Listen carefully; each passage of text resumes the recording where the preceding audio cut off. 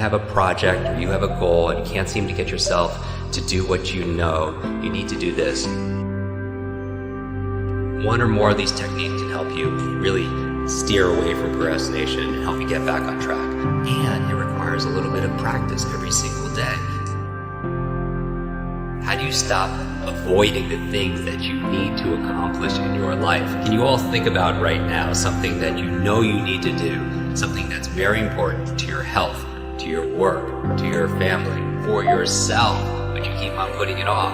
Procrastination really is the practice of doing more pleasurable things in a place of less pleasurable things. So that you're putting off impending tasks until a later time. Procrastination can lead to feelings of guilt, inadequacy, depression, self-doubt.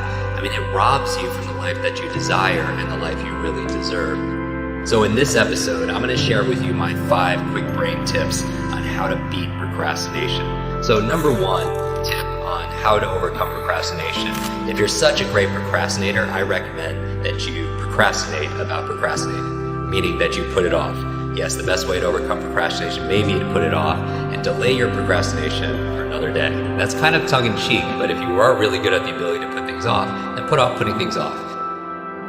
Number 2 is start somewhere.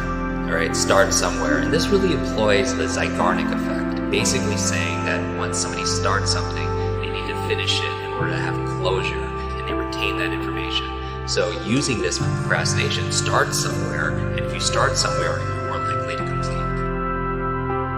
Number 3 is to break it down. Break it down. This is where you break down this project or your goal into bite-sized pieces, because one of the biggest challenges that keep you from doing the things that you need to do is sometimes you look at it like a really big monster, and it's so big and you don't even know where to start. And as the saying goes, the journey of 1,000 miles starts with 1 step.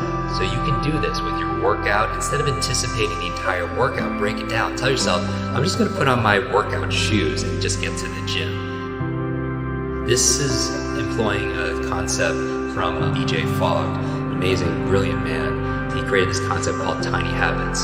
So for example, if you can't get yourself in the habit of flossing your teeth, for example, which we know adds years to your life, he says just floss 1 tooth.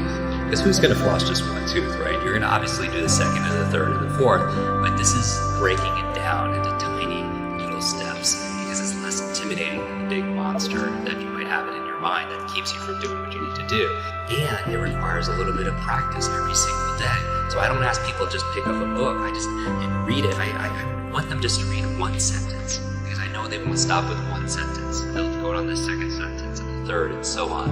And so the 3rd step again is break it down. The 4th key that I would give you to be able to beat procrastination is to be kind to yourself. Now really listen to this because it might surprise you, but beating yourself up because you didn't go to the gym or you didn't make your meal prep or you didn't do this at work or whatever it is that you need to do actually has the reverse effect of what you're trying to do. And actually, you would think that if you gave yourself some pain and some guilt that you're more likely to change your behavior. But according to research, it actually says the exact opposite. That a lot of us beat ourselves up and because we miss something that's good for us. And research in the area of self-compassion tells us that if you're kind to yourself, if you're light with yourself, you're more likely to be able to commit and follow through. So don't give yourself a lot of grief about not being able to make it to the gym, for example. Tell yourself, I'm human. This happens to the best of us. I'm going through a lot, but I'm going to do it tomorrow. So be light with yourself and make a plan so that you get it done. And that's really the key. The 5th thing I would recommend to be able to overcome this thing called procrastination is to schedule it. And this sounds like it's obvious and it's common sense, but again, it's not common practice. And finally, here's a bonus one. I wasn't going to add this, but number 6, I would say, is come up with your why. Come up with your why.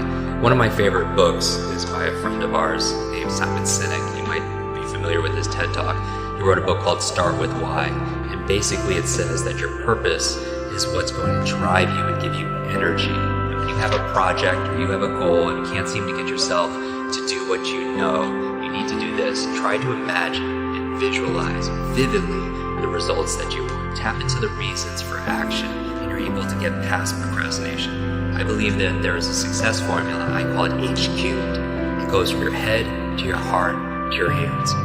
But here's the thing, you could visualize your goals in your head and affirm things in your head all day, but if you're not acting with your hands, usually what's missing is the second H called your heart. The heart represents emotion, the energy of motion. Make a list of the things that you get from doing this task that you're putting off. What will it give you? And once you tap into that why, you're more likely to do it because you have fuel, you have momentum, and that's really the